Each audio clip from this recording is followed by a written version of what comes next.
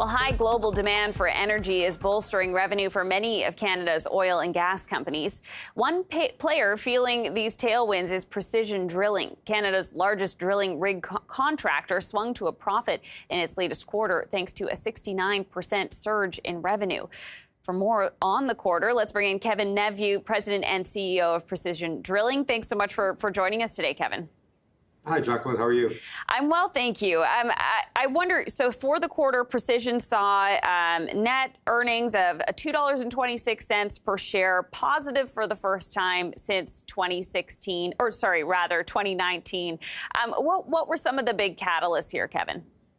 You know, it's really a combination of much stronger day rates in Canada, the United States, and activity in Canada proving to be quite strong for us right now.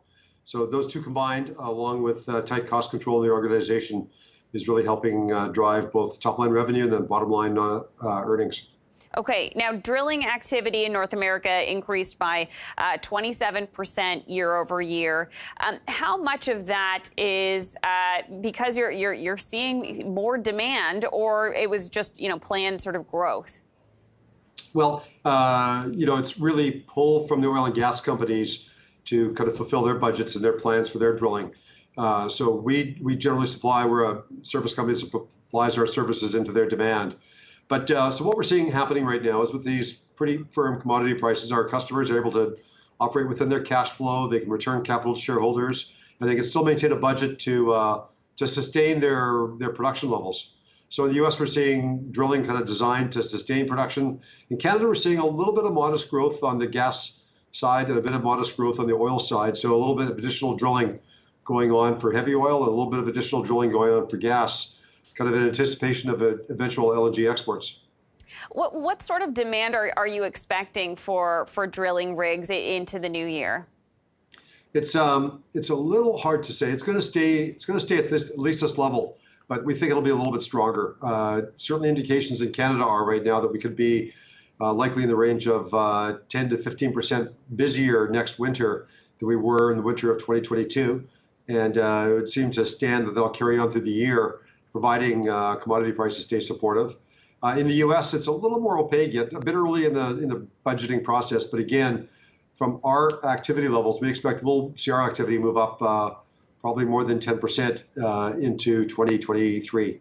Yeah, can you just break down the difference for us again in terms of your U.S. operations and your Canadian operations and sort of the factors driving each of those that might be a bit different?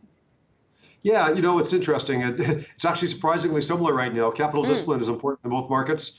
There's a gas-oil mix in both markets. The U.S. market is probably a little farther down the plan to get LNG exports. They're already exporting LNG. Canada's a couple of years behind.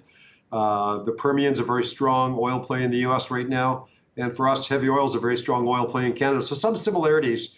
Obviously, our business in Canada is larger. We're just a larger presence in Canada with, today, I think we have 73 rigs running, which puts our market share around 32%. In the U.S., we have 61 rigs running, which puts our market share right around 8.5%. Okay, and in terms of recessionary concerns at all, are you hearing more of that in one place or the other, and how might that affect things? Well, again, that's interesting. Where I think everyone has concerns about recession. Mm-hmm. We've got concerns about inflation. Yeah. Yet the labor market's still fully kind of employed. So it's really a lot of opposing forces out there. But what's apparent is that our customers have based their drilling plans on oil prices well below the current price. So, the current price might be $88 or $89 today. Mm-hmm. Their drilling plans are probably based on an oil price of 60 or 65. Their gas drilling plans are based on a lower gas price. So we think there's a fair amount of cushion in their plans, even if commodity prices do pull back due to a recession. And, history is that while commodity prices do usually pull down during recessions, demand doesn't really change very much.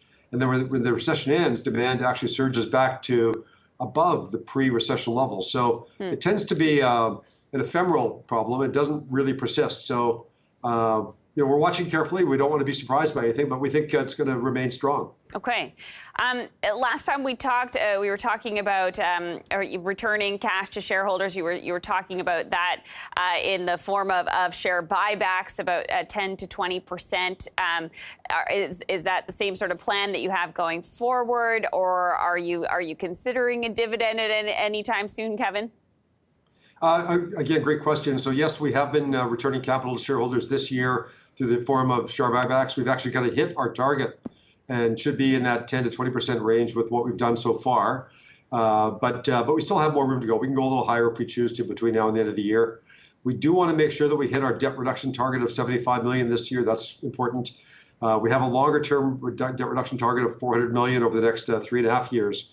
So we want to make sure we do that.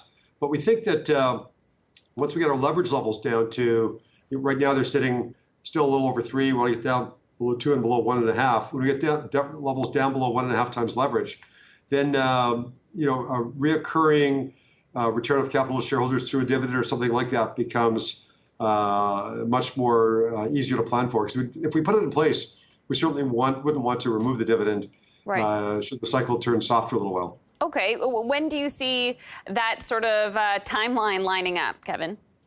Well, I think we'll talk about it in board meetings throughout 2023. Okay. If the business stays strong like we see right now and stays consistent through 2023, I think it'll become a more pertinent discussion for our board in 2024. Interesting.